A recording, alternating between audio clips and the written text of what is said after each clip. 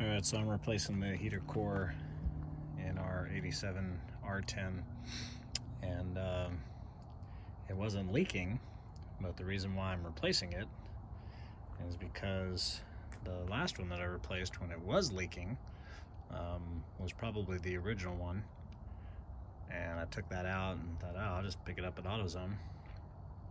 And this is the cheapy AutoZone sells. So you're gonna see the pictures of all the dimensions that I took, but anyway, when I put this in several years ago, after the very first time driving in cold weather, the truck wasn't getting very warm inside. And checked the thermostat, checked the coolant, did all that, and everything was fine. And then I started doing some more research on it, and other people were saying they were having the issue with these cheapy aluminum ones. And yeah, after comparing the dimensions on it, I didn't really pay attention to it the first time, but now that I'm putting this new one in, yeah, there's quite a bit of surface area difference, and it's thicker too. These things are very thin. This is just part of the bracket, so, or actually not even part of the bracket, it's just part of the machining process, but you can see that the cooling fins, or the heating fins actually, stop well short of that. So really, this is about measuring here is the thickness of the fins, whereas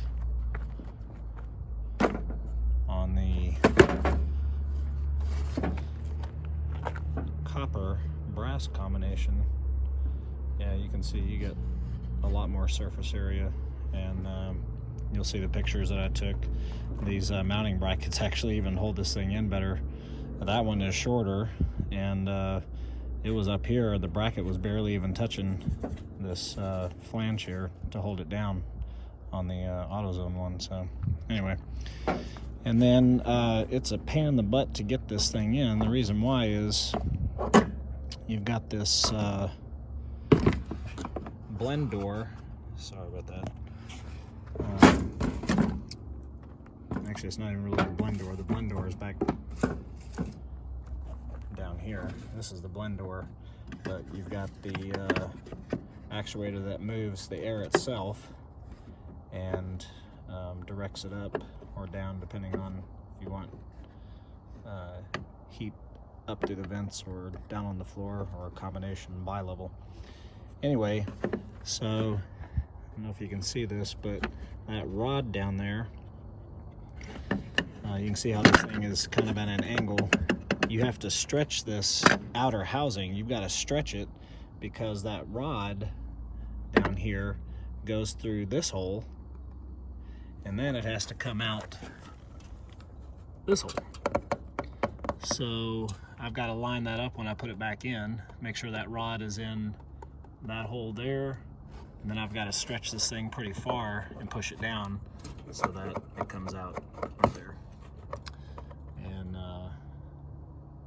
other than that, it's pretty straightforward. I mean, this is now the second time that I've done it, same truck. It's not fun, but you definitely, if you got one of these cheapy AutoZone ones and the truck is not heating very well, there's your solution. And this is a Summit Racing OEM. It took me a while to find one.